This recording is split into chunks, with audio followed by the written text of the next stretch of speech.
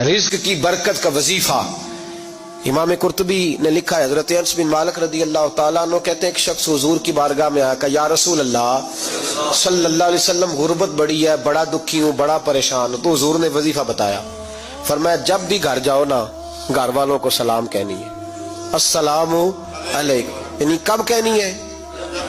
جب بھی جاؤ۔ کب کہنی ہے؟ یعنی گھر سے نکلے ماچس لینے کے لیے، واپس آ کے کہنا السلام علیکم۔ پھر گھر والوں نے کہا ہو یاد نہیں رہا تھا، وہ تو چینی بھی ختم ہو گئی ہے، پھر گئے چینی لینے تو واپس آ کے پھر السلام علیکم۔ انہوں نے کہا ہو ناراض نہ ہوئیے گا، پتی بھی نہیں چائے کی، اب واپس گئے تو پھر واپس آ کے کیا کہنا ہے؟ تو نبی پاک صلی اللہ علیہ وسلم نے فرمایا جب بھی گھر جا السلام علیکم کہے اور 3 دفعہ سورۃ اخلاص پڑھ دے، اور سورت بھی وہ بتائی جو سب کو آتی ہے، قل هو اللہ احد اللہ الصمد لم یلد ولم یولد ولم یکن لہ کفوا احد۔ 3 دفعہ یہ پڑھ دے۔ صحابی بڑے سیانے تھے، بڑے مسئلے حل کرتے تھے ہمارے، فٹافٹ بول پڑے وہ صحابی، کہنے لگے حضور میری تو چھوٹی سی فیملی ہے، کئی دفعہ بچے گھر نہیں ہوتے، ننھیال گئے ہوتے ہیں، تو پھر کیا کروں؟ حضور نے فرمایا جب گھر میں کوئی نہ ہو تو اپنے نبی پہ درود و سلام پڑھ دے، تیرے نبی کا کرم تو تیرے گھر میں ہوگا نا۔ حضرت انس بن مالک رضی اللہ تعالیٰ عنہ فرماتے ہیں کہ ہم انتظار میں تھے کہ بندہ واپس آئے اور رزلٹ بتائے۔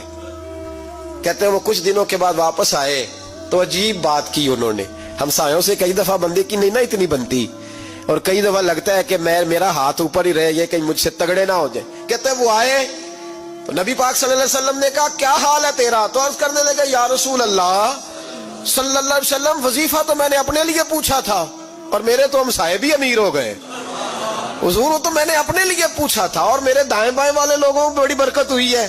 تو میرے محبوب مسکرانے لگے، حضور فرمانے لگے گویا برکتیں تیرے گھر میں جب برسی ہیں تو چھن چھن کے ان کا فیض اللہ نے تیرے ہمسایوں کو بھی عطا فرمایا۔